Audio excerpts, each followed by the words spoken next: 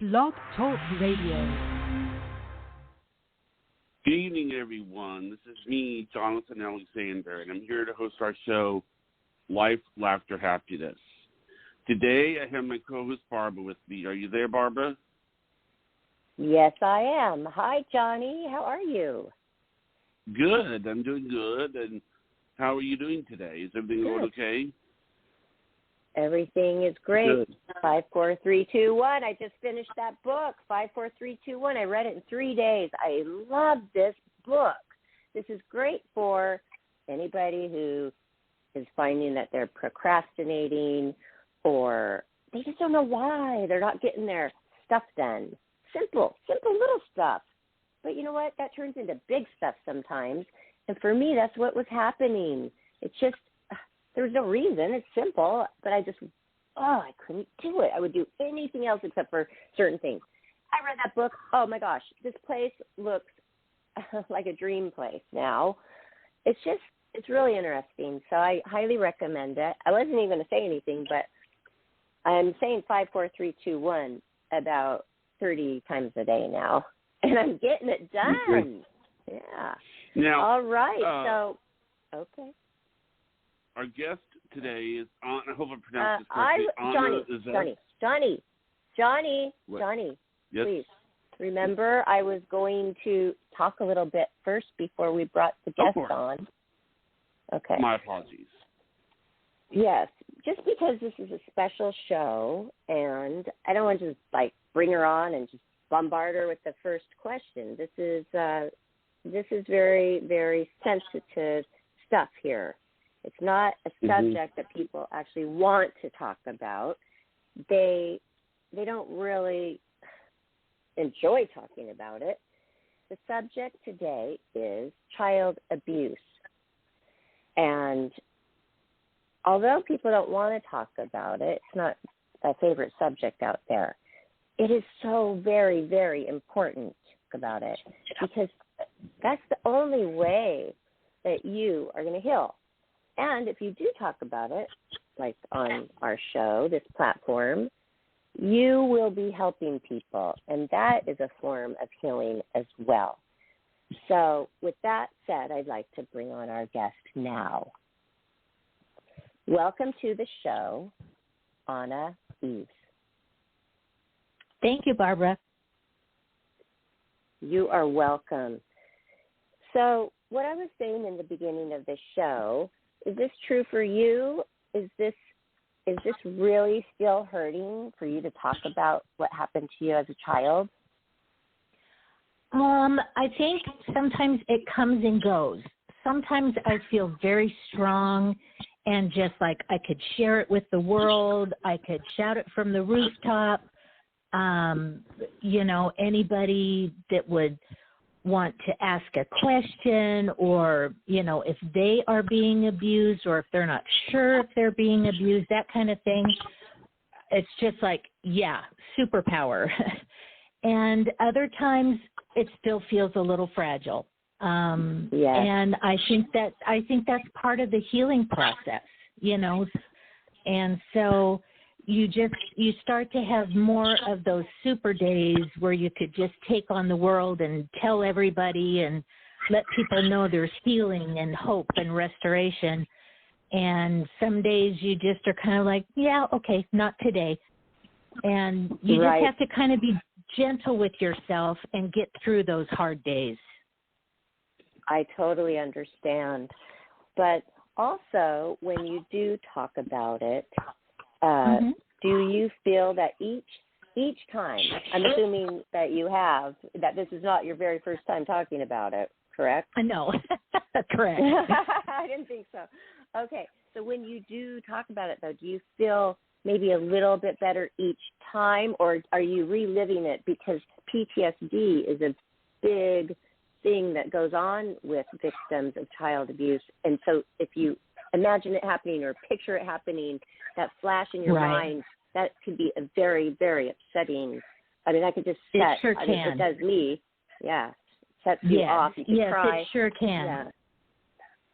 Okay. I think to answer that, it depends on the situation.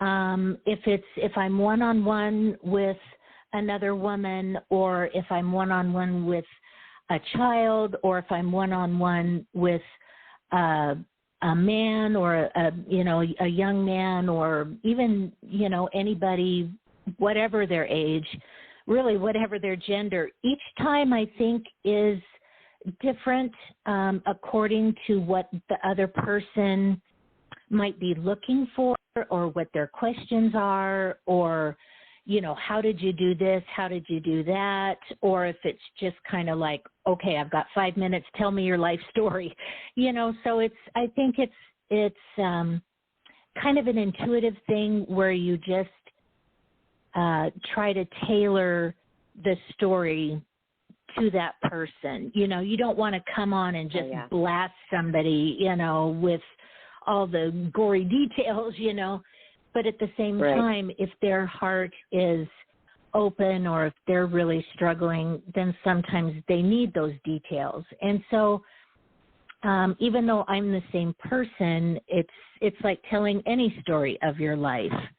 You tailor it to that specific need at that specific moment. I But totally as far understand. as flashbacks, flashbacks and stuff, I don't really have that so much. Every once in a while, like maybe once or twice a year, I'll have a nightmare, and and those are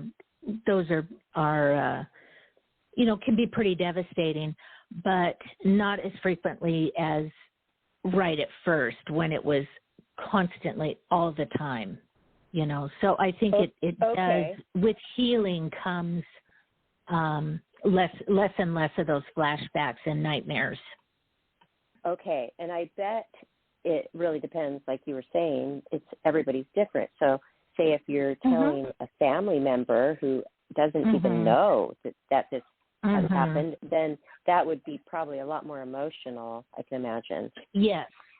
Because you're dealing with their emotions too. Right, and it may be something that they are processing, something that happened to them, and I didn't even know. Oh. Because the thing about abuse in a family is it separates people, and everybody kind of starts walking on eggshells, like, did it happen to you? Did it happen?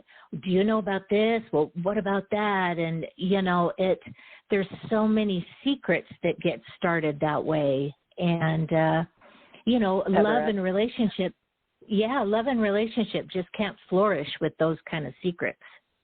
Oh, that is a very good point. So you have to get all that out before you can really have that real closeness. That makes a lot of sense. So did this happen within your family then, to where you did find out there were other victims from the same abuser? Yes. Oh, wow. From the same abuser, yes. And how do you feel? Has your abuser, are they alive? No, they've passed on. Okay, so were you coming out and telling people while they were alive? A little bit, maybe to like a sibling, my spouse at the time. When I was thinking about our talk for tonight, I was remembering that I didn't even really realize or really bring it to the front of my mind until I was in my mid-20s. And I was already married to that spouse and had a child. And all of a sudden, it was the goofiest thing, but there was a TV movie on about a woman that had been sexually abused in her family. And I'm just sat there like with this cold chills, like, oh my gosh, that's me, and then the memories just flooded. And and then I talked to a sibling, and they had experienced the same thing. And when I spoke with my other siblings, not about the sexual abuse, but just kind of in general, they revealed that they had been very severely physically abused, beaten and, things like that. So, and like I said, there's so many secrets because it's just so painful and devastating when you're a child. You don't know what's going on, That's what I wanted to ask you about. So I wanted to start to get into your story a little bit, and sure. You're going to tell us what you want. And Okay. I don't need gory details, but I just wanted to know how old you were when this started. Okay. So actually, some of my earliest memories. So I was like a little kid, like maybe 3 or 4 or 5, 6, maybe at the oldest, until I was 14 and in high school. And it was several times a week. Wow. So it was pretty severe. Oh, wow. Oh, yeah. And you would never know. You would never know. And that is hard sometimes because knowing you, this very successful woman, nurturing mom, grandma, wonderful wife, full of life, athletic, healthy woman, you just would not imagine that happening. And because it doesn't have a face. Victims, they don't have a face. Abusers don't have a face. You can't say, oh, he looks like a pedophile. No, he could be a wonderful, good-looking pastor. Yeah, right. If only they did. If a pedophile had a big black X on their forehead or something, then we'd know. But, we all have that little voice inside of us that says there's danger. But when it's someone in your family and you're, 6 years old, what are you supposed to do? And exactly. Yeah, it's very confusing. I call it soul murder. They may not murder your body, but your soul is murdered, and that takes a long time to crawl out of that. And it's a lot of hard work. I mean, I remember when I started getting all the memories and the PTSD and the nightmares, and I'd wake up, clawing the air and screaming and crying and so I went and saw my family physician and told him, just a part of it, and he recommended counseling. And so I had the most wonderful counselor, and for a couple of years, I went and saw my counselor like 2-3 times a week. Wow, that's a lot. And then that is a lot. It was very intense, and there was lots of times when, we would go through things, and it was just, the familiar phrase, it's gut wrenching, but it really is. And then, come home and try to be wife and mom and church lady and sing in the choir and do this and do that. And when your heart is just broken in a million pieces. And, but, after a couple of years, then I started going once a week. And then after a year or so, went every couple weeks. And then after another bit of time, every couple of weeks, and then got to the point where my counselor said, you're ready, go do what you have learned. And I remember just looking at them and just being like, are you kidding me? You're kicking me out of the nest. How am I ever going to do this? And, but they were, and amazingly, I had a male counselor, but that was okay because he was so gentle. And, but he just said, go do what you have learned. And so I always remember that if something comes up that's harsh or I have a memory or whatever, it's like, okay, I don't have to react that way. I have learned a different way. I have, that person can't hurt me anymore. It's just a dream, or, all of the things that we go through. to kind of reorient back to your real life. You know, it's like, yeah, it's that person can't hurt me anymore. And like you've said so many times, Barbara, it's if it just helps one person to hear a hard story, then it's worth it. You know, it is worth it. And it really is. And they don't even have to be a victim themselves.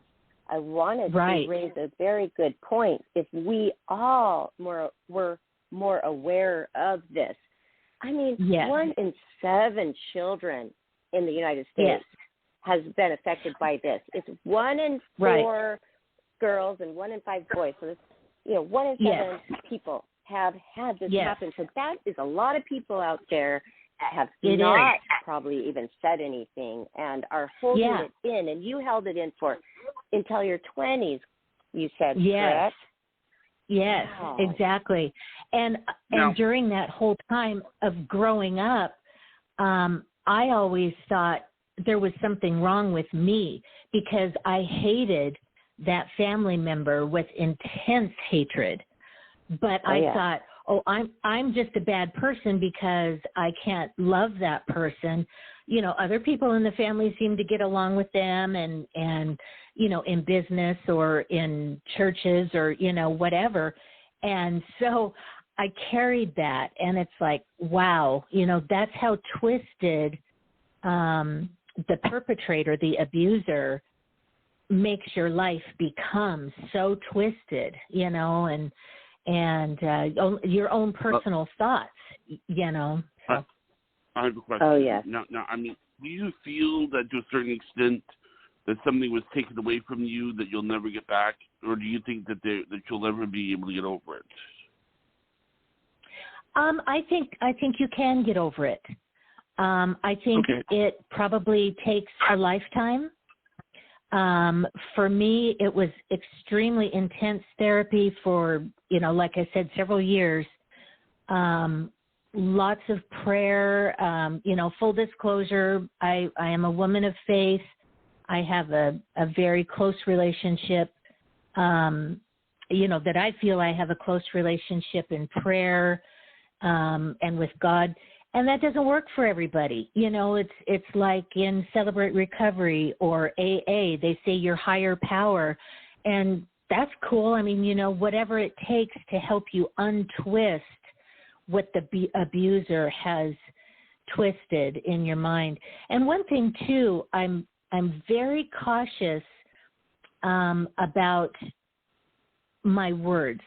Like, instead of saying my abuser, I say the abuser, or I say when that happened, rather than saying, I was a victim or something like that, which certainly I was a victim. I mean, I was a little kid, but the warrior in you, in each of us hears that. And so if I say, I'm no good, I'm not worthy, I was abused, I'm less than, or I could never find love because of all of these horrible memories. Those are all just lies from the pit of hell, I think. And anything that can keep us from surviving is just a total lie, I think. And so I'm very cautious because I want the warrior in me to rise up and say, yes, that happened. Yes, I was a victim. Then I was a survivor, and now I'm a thriver. I don't want to be a victim. I don't want to be just a survivor. I want to be a thriver and help others, if it's so all good. Possible. Yes, and don't you think that is part of the reason why people don't want to tell, because they feel like they are a victim and they hate feeling that way. Yes. Or it's like you're the only one in the entire population of the United States or the world or whatever, which, like you said, Barbara, it's a huge statistic. I remember one time I was putting on a charity dinner, with a dear friend of mine, and there were 8 people around each table. And I remember thinking 3 to 4 of the women that are seated at this table have been abused and have never told anyone. And 2 to 3 of the men or their husbands or, their pastor or their whomever, sometimes their own children, have never told anyone. And I'm like, that leaves like 1 or 2 people at this table of 8 that have not experienced that. And that really puts it in perspective. It really does. It really, or you really figure does. like a stadium full of people, back when we could go to football games or baseball games and stuff before the plague, you figure just looking down that row of, say, 20 people or whatever, there's going to be 11 or 12 or 13 people that have experienced that soul murder and that are just trying to survive. It totally is. Oh, because so many things can happen to a person who has experienced this as a child, depression, even a lot of physical ailments too. And I even read it could cause you to die early, even up to 20 years early. What have you experienced? Yes, it's there's a lot of what they call the startle reflex. Like if my poor husband walked in the house the other night, and I didn't really hear. I was kind of distracted. I don't know what I was doing, and he's like, "Hey, babe, I'm home," and I just shrieked, And but you have that startle reflex, and in little kids, it's very difficult for them to concentrate. Like in school, you always are on your guard. You're always looking. You're always thinking, A, I don't want this secret to get out, and B, there could be someone in this room that might try to hurt me, trap me in a corner or scare me or something like that. And that takes a long time to heal from that, So Johnny, to answer your question, yes, I think you can. I think people can be completely healed and restored, but our bodies remember it. And so sometimes, even though I feel like I'm healed, there's sometimes when, I say, well, I've forgiven that abuser, but there are days when I have to forgive them all over again, So I think it's something that kind of is with you, like a scar, and it may not be openly bleeding anymore, that scar, but it's still a scar. Yes. It just kind of is part of who you are. Yeah, part of your history. But yeah, I remember one time during my healing, a dear friend gave me a book to read, and they said, when you were talking about physical symptoms and stuff, Barbara, the author of this book said, every day you stay alive is a victory over your abuser. Even and just it's like, staying alive. Yeah, staying alive. And, because unfortunately there's a very high incidence of people, taking their own life because the pain is so intense. And it's not that they want to be dead. Yeah, it's not that they want to be dead and die and miss out on the rest of their life. It's just the pain is so intense. And so I just love that. I hung on to that. It's like every day I'm alive, that's a victory over my abuser. And yes. And but that. What's that? Sorry, I don't want to cut you off, but you were talking about forgiveness and the abuser in my life, I hate him. Okay, I hate him. He's dead. I wish he was alive so I could ruin his life. I know that's not forgiveness. I have not been able to forgive him, and I don't even care. I don't think I ever can. So how do you forgive that? And do you really forgive? I mean, how do you feel? Oh forgiveness boy, in your heart? That is it's a really hard one. I remember I had another book that I was reading, and I just had this thought go through my head, and so I wrote it down real quick, and it said, forgiveness is free, but it will take everything you've got. That's true. And yeah, and I just remember I pondered that, and that's another, I kind of found that I would get like little phrases go through my mind, or a book or a song or whatever, and I actually started writing them down on sticky notes, and I'd leave them all over my house, and I would be like, okay, that's right. Every day I stay alive, that's a victory over my abuser. And then I'd turn around and forgiveness is free, but it takes everything you've got, And the thing about forgiveness is it's for the survivor. It's not for the person that abused you or abused me. It's not about them at all. Forgiveness brings the victim, the survivor, peace. And because basically what you're doing, I'm very visual, and so it's kind of like, and boy, I went through this big time all through high school, my later teens, early 20s, and I had this vision of just choking the abuser, just choking them. And it sounds very violent, but those are the feelings that you feel. And what forgiveness does is it starts to peel one finger at a time, sometimes just one part of your finger at a time from around their neck, and lets natural consequences come into play. It removes the victim and the survivor from that process. So you can live in peace and live in joy and start reclaiming your own soul and your own life.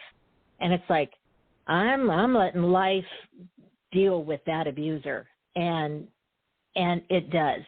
It's a law of the universe, I think, that when when an innocent person like a child or whatever is so brutalized, I just believe that all the forces of the universe come together, and as you forgive, as you take one finger at a time off of that abuser's neck, it's like, okay, go get him, universe. Okay, well, I know you've already helped one person today, and you've already helped me because because nobody's ever really been able to explain forgiveness. I mean, they try, and what they say is good. Yes. Wow. And it really is a process. I mean, there's no such thing as just like saying, okay, I forgive that abuser, now everything is wonderful. It's, you can do that, but you're going to need to be heavily sedated or medicated or alcohol or whatever, because that's just not the way we're built. But if you just think of it in terms of, taking one finger off at a time and just let the universe deal with that person, and then you get to start to unwrap your soul and find out who you are, find out what talents you've got, find out, basically the child of God that you are, if those bad things had never happened. And that is an amazing discovery. So I guess, Johnny, that goes along with your comment also, is that as we start to unwrap those things, it's like your heart just opens up and you have these gifts. It's like, oh my goodness, I didn't know I could, do crochet, or I could plant a garden, or I could run a marathon or whatever, because the abuser puts you in such an itty-bitty tiny box that you think, oh, okay, that's all I am. But that's not all you are. you pretty soon as your heart opens up and you start opening these gifts that are given to you when you're born or conceived, I believe, but some people say when you're born, whatever, it doesn't matter. And then you go, oh my gosh, I didn't know I could cook fish like that.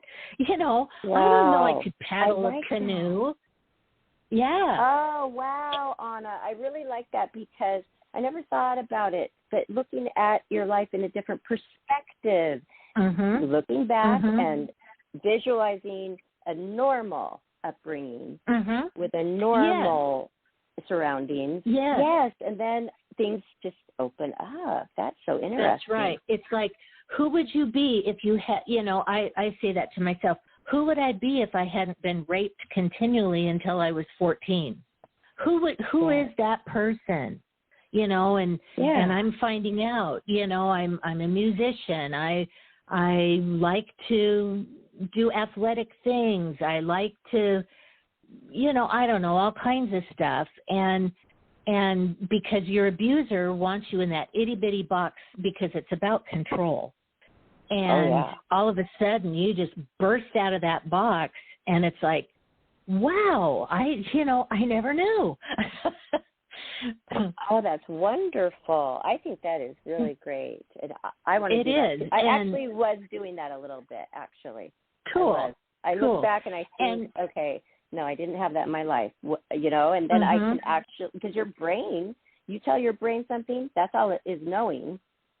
Right. You tell them, your brain, you're a victim, like you were saying earlier. Yes. Yeah. I like it. And there are days when you still feel like that. I call them my fragile days. And I'm just a little more fragile. I'm just a little more teary, or I don't feel like, oh, geez, I'm so rotten. I can't forgive that person all the way. And then I'm reminded, no, wait a minute. I learned a better way. I learned a different way. I don't have to talk to myself that way. And if you have a fragile day, that's okay. We don't have to be on the run 24/7. Sometimes we get to just sit and contemplate and be a human being, not a human doing, and just watch the birds or look at the flowers or, go look at pretty dresses, even if you don't have a penny in your pocket, just stuff like one of my girlfriends used to say, things that give you life. And you get to do that. You get to enjoy that because that abuser does not have that control over you anymore. We're letting the universe deal with him or her. In some cases it is a female abuser. And you just get to find out who you are, who you were created to be. And that's an amazing discovery. Really amazing. And you have been doing that. Thank goodness that show came on and you came out with this. Do you ever wonder, if that didn't happen, do you think that you could have still all this time, I don't know how old you are, but all this time, do you think you could have held it in? I'm a long ways from 20. Well, can you imagine the holding it in since then? That was so tormenting. I kind of believe that if it hadn't have been that show, it would have been something else. Someone I met or a person. I remember at one point we had foster children live with us, and one of the foster children had gone through a similar experience. And so if it hadn't been that movie, then, when they came to live with us, it was like, oh my gosh, that happened too. And then you kind of heal together, you know what I mean? And so I believe it would have been something else because I believe each one of us is put on this earth to do something to help each other. And so, and I also believe that our hearts were not made to carry this much pain and sorrow. And I really believe that we were made to be healed, made to be restored to our full selves, made to, be in relationship in a community and in our city and our world. And so I think something else probably would have come down the pipe that would have awakened that in me. If it wasn't that movie, it would have been something else. I guess that's kind of a long ways around to say that. Yeah. Just knowing you, I have a feeling that as well. Well, do you can you detect, say you're in a crowd of people or at a restaurant or an event of some kind, can you spot child and say, I have a feeling that child is being abused? Yes, immediately. Oh, wow. What are the signs? Immediately. It's a pain. I always say it's a pain behind the eyes. They may be having a little frilly dress on and pretty little shiny shoes and dancing around. But if you can make eye contact, it's a pain behind the eyes. And not only that, but I can spot a perpetrator immediately. Oh, wow. And, yeah. Tell us because about that. What are the...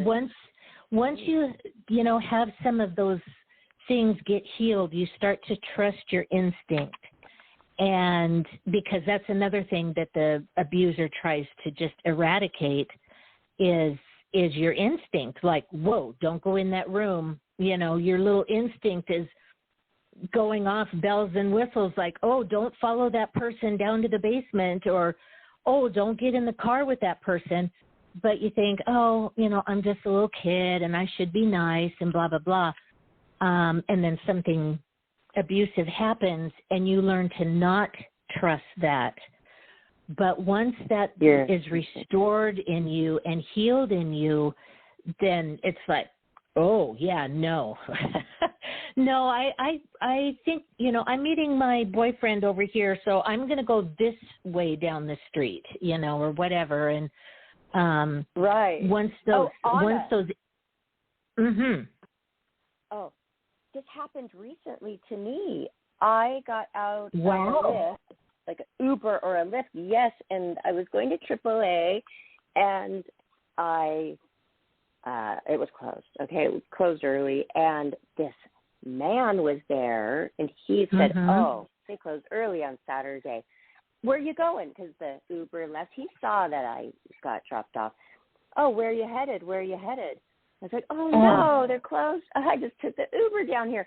Yes. Where are you headed? Where are you headed? And there is a tiny millisecond where you think, oh, they're probably nice.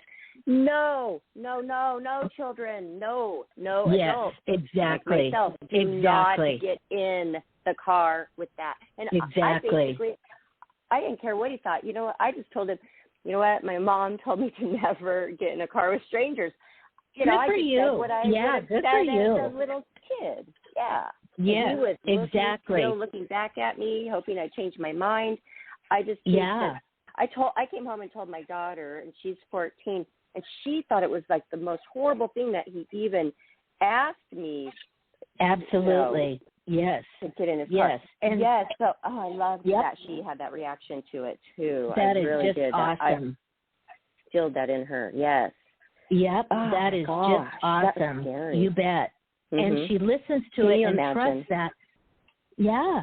Because, a lot of little kids are taught stranger danger. And that's important in our world. But the more important thing, I think, is to say, trust your instinct. If somebody gives you a funny feeling inside your tummy or inside your heart, or however you want to explain it to your child, then you need to you need to really pay attention to that and don't ever go against that. Because some strangers are nice, like, the store clerk or a policeman or the nurse or whatever. They're technically strangers. And so instead to teach our children to trust their instincts and be like, whoa, like your daughter's reaction, that she is trusting her instincts and that just makes such a huge difference. Oh, and I want I asked you if you could see signs. Well, I can too. So this did happen. There was a little neighbor girl who would always come over to our house, a different place. And she was 7. And no, she was 9.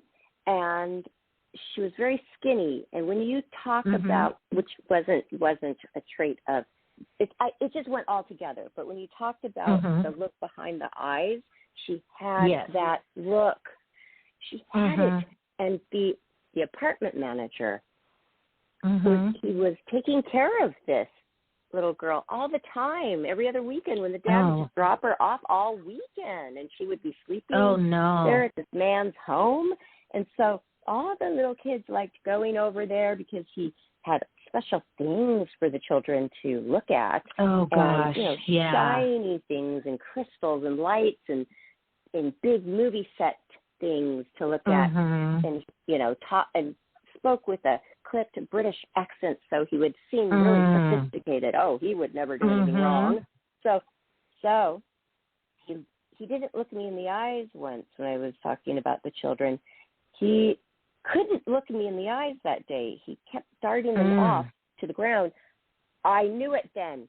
Then, Anna and Johnny. I knew it. And guess what? My daughter did come and said, this man tried to mess with me. We went straight to the police, and come to find out, that little girl, we saved her because he had been raping and sodomizing her for 6 years, like since she was so little. And he was sentenced to 10 years in prison, but he just got out early. And it took us 3 years. I went you know how they're in jail before they're sentenced, and you go back and there's all those preliminary things. Well, I went there. I was going to help this mom because the mom was 2 hours away. The dad would go pick up this child and just drop her off at this man's house. Like, what's the point? I thought you wanted to visit your child. And so that's how that happened. And supposedly my child was going to be next. Hello, you just messed with the wrong mama bear. Yeah, good for you. And he just got out. Unfortunately, he just got out 2 years early because of COVID. Oh, gosh, yeah. But he did 8 years of hard time, and you know how pedophiles are not liked in prison. No, they're not. It's surprising he survived. I mean, lots of times they don't, No. So. But one time he came with a broken nose, and it was all bandaged up, and you can only imagine what happened. But Yes. Well, that's that person, that's what is out now. That's what we were saying. Out now. Yeah. Wow. And I don't care if you're 75, even if you're 80, you can still do this. And you cannot be rehabilitated. That's what they're saying now. They've tried. They've tried to rehabilitate pedophiles, and they cannot. Once they get out, they're always trying to do it again. Yes, always grooming. They call it grooming. Like you said, he had fancy stuff at his place, and come over and look at it, and blah blah blah. And it's just little by little that gradual decline until the little one is being abused. And so I'm so glad that your daughter was aware of that and not afraid to tell. That's very brave. That is so brave. And it still was so very hard because the children, they don't have vocabulary. They're 5 years old. They don't know, okay, Mom, I'd like to sit down and have a talk with you. I mean, they aren't used to that kind of thing. And so this is leading me to my very most important question, because I feel offended sometimes when people would say, well, why didn't you tell? Well, why didn't you tell me? Well, why didn't you tell? I told the sheriff. I told a lifelong friend before I was born, a family friend. They laughed. I overheard the conversation with my mother, and they scoffed it off. Okay, if you choose a person and you tell them that person doesn't believe you or take it seriously, then where do you turn? I mean, that's why. Yeah. That's just one reason why. 'Cause the children are afraid of not being believed. They're embarrassed. They're Right. feeling ashamed. They shouldn't feel ashamed, but they are. They don't want embarrassment. They don't want people to, ooh, look what happened to you.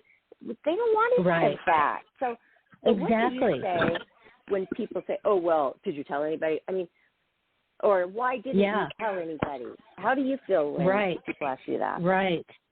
Well, it's very similar to domestic abuse. You know, a lot of times, like women in their 30s, 40s, 50s, they're like, well, why didn't you tell someone? And it's because you are so manipulated and so put in that little tiny box. And you're told, you know, lots of times abusers will say, if you tell anybody, you know, I'll go to jail and then you'll be homeless because, you know, I'm the only one in this family that makes money, you know, or whatever. Or I'll find you and I'll hurt your puppy or so. I mean, you know, any number of things that a perpetrator will do to keep their victim silent. And well, what happened just in like your case?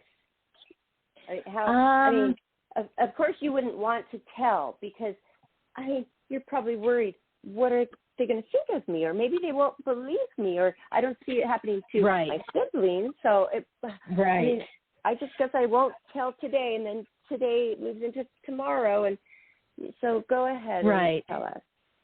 Right. Well, for me personally, I internalized it. I thought there was something wrong with me.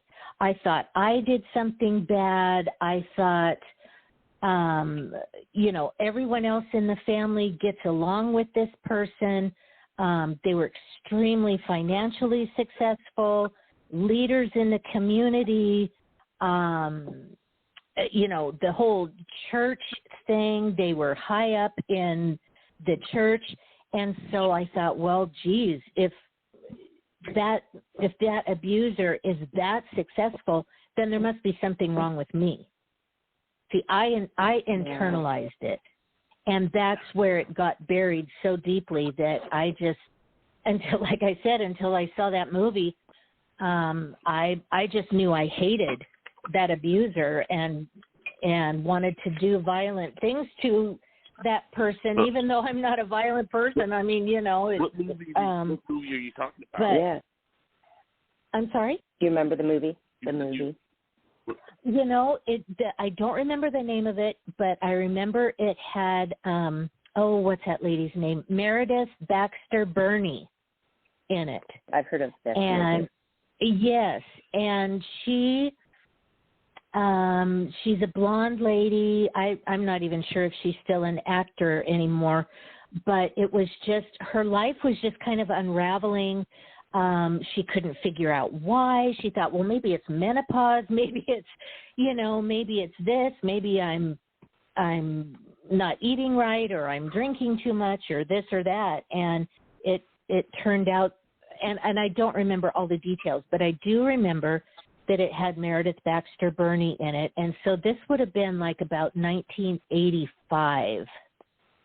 So look that up and post that. If you look that up, put that down. You know, look up for movies, and then it would have been like I said, about 1985. Yes. Please. So.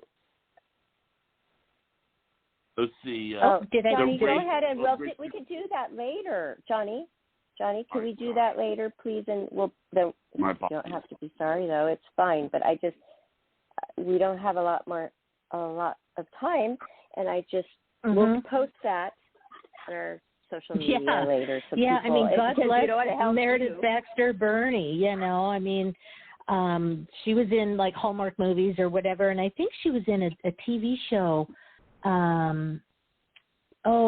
A long time ago. But anyway, I mean, God bless her for having the courage to do a movie like that. And I was thinking. And then there was a second part. What do you do if you tell someone and they don't believe you? You keep telling. You just keep telling. You have to become unstoppable. And you have to, which is so hard. And just when I would tell someone and they'd be like, oh, come on, that can't be, you misinterpreted that, and, et cetera, et cetera. I got all of those kinds of things. And it's like, okay, the problem isn't with me. The flaw is with the person I told. There's something in their life that they can't accept that. They can't believe it. Maybe it happened to them. Et cetera, et cetera. And you just keep telling until someone listens and believes you. Okay. And, but even years after the abuser passed away, I did a police report. They were already... Wow, that's good. That probably made you feel good. Because it was empowering for me. Obviously there wasn't anything they could do. There couldn't be any arrest or anything, and so I went to the police. I told them what happened and for how many years and who the abuser was and, blah, blah, blah. And so because it was very empowering, it's like, no, they don't get to have any part of me at all. And at all. Yeah. Now, I have a question. I'm just going to ask you, was it the rape of Richard Beck or Kate's Secret? I'm sorry, I didn't understand what you said, Johnny. What was that? Oh, sorry. I just wanted to make one guess at the movie, but go on. Okay. Oh, okay. Oh, he was just guessing. She probably doesn't even remember the title of it. I don't think that's going to jog her memory, but we're going to. I really don't. Gosh, it's been so long ago, and all that. Maybe if I saw it in the title, like if I Googled it or something, and saw it, I'd be like, oh yeah, that's right. But yeah, I don't have any idea. Well, we can post a few. It's fine. Okay, let's see. I did have some more questions. Okay, sure.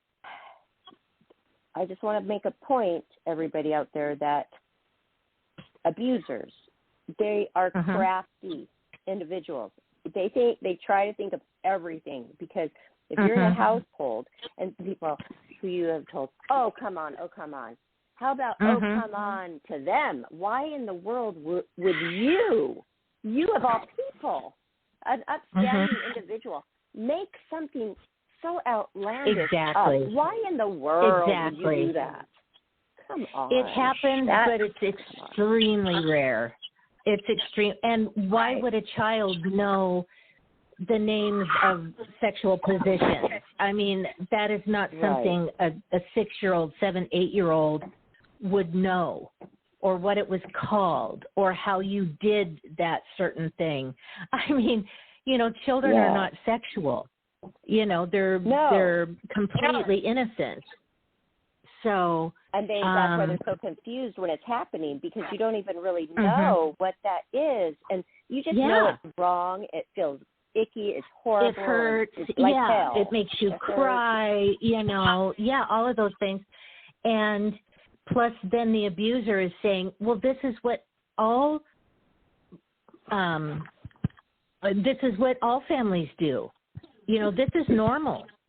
And when you're a little kid, you don't know. You're like, oh, okay, this is normal, Right. Whereas, of course, it's soul murder. It's not. And so that's another one of the twists that they twist you with. And it's just lie upon lie upon lie.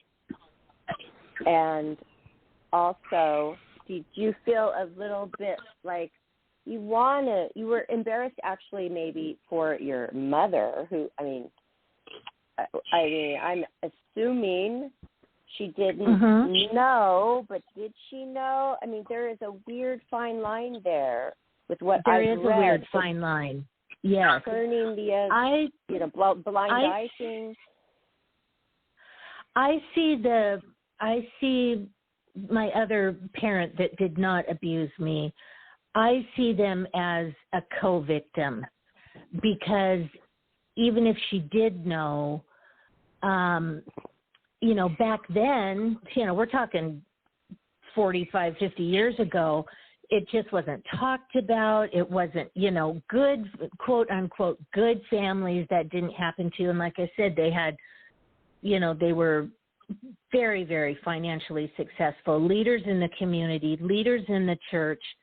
And here they have this little kid, causing trouble, quote unquote, And so I think of her as a co-victim. I don't know if she knew. She said she doesn't, and so I believe her.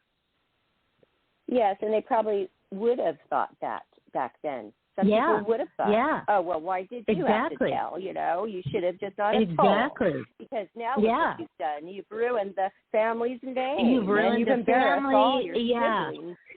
Yeah, no more trips to Hawaii, no more horses, no more swimming pool, blah, blah, blah. And that's, again, a huge burden for a child to bear. But,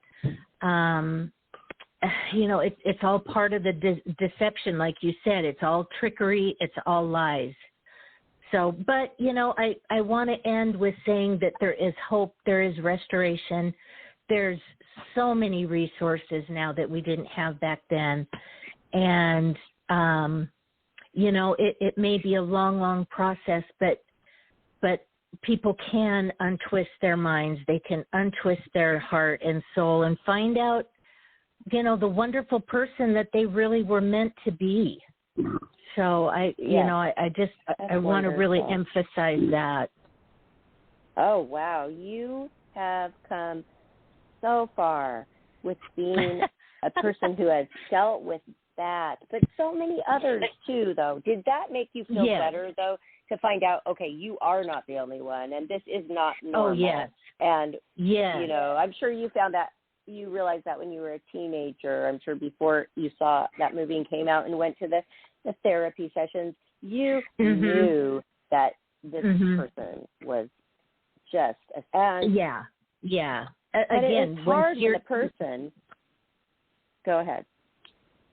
No, I was just going to say, and once your instincts, you start listening to that. And that's something I still kind of struggle with, because I tend to think, people are good and they'll help you and da-da-da-da. And I forget that there's, a lot of twisting out there. And so that's still a process of learning to trust those instincts.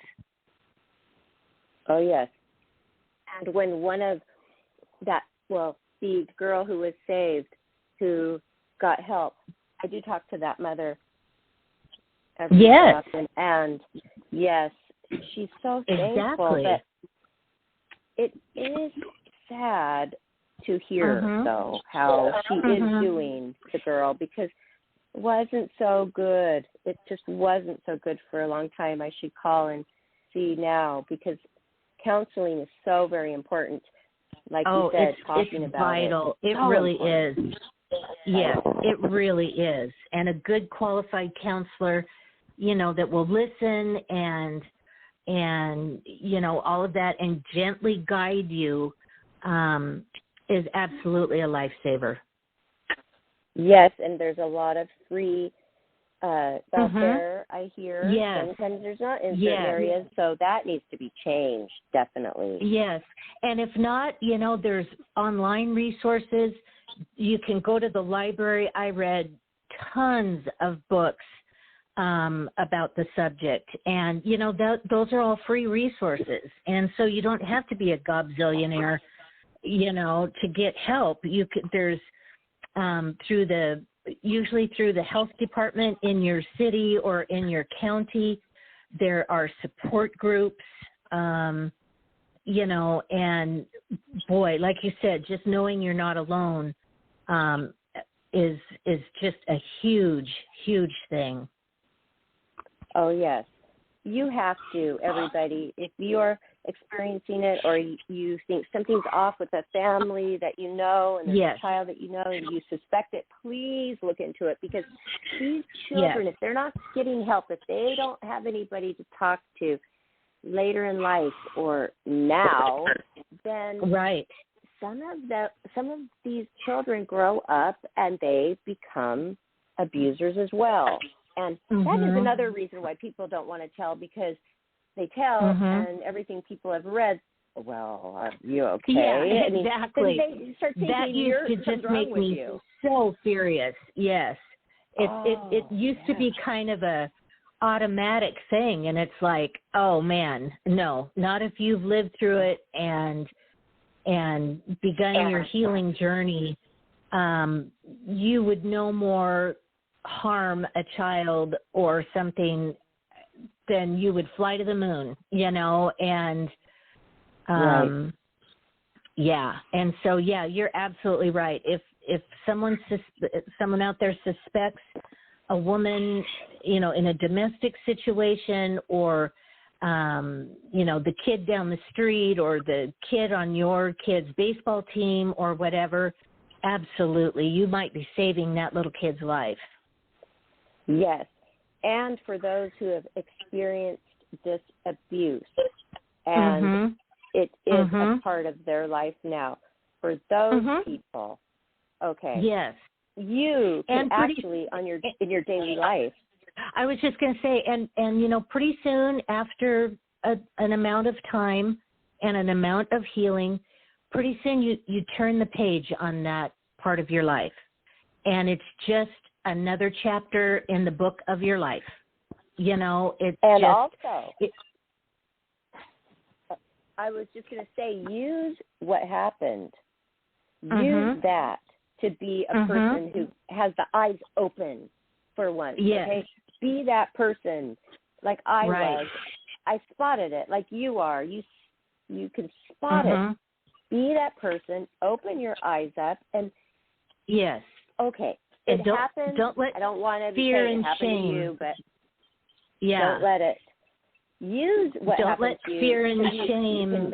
Yes, exactly. Use your power for good, and don't try not to give in to the fear and the shame. And it's hard. Like I said, it takes everything you've got, but it is so worth it.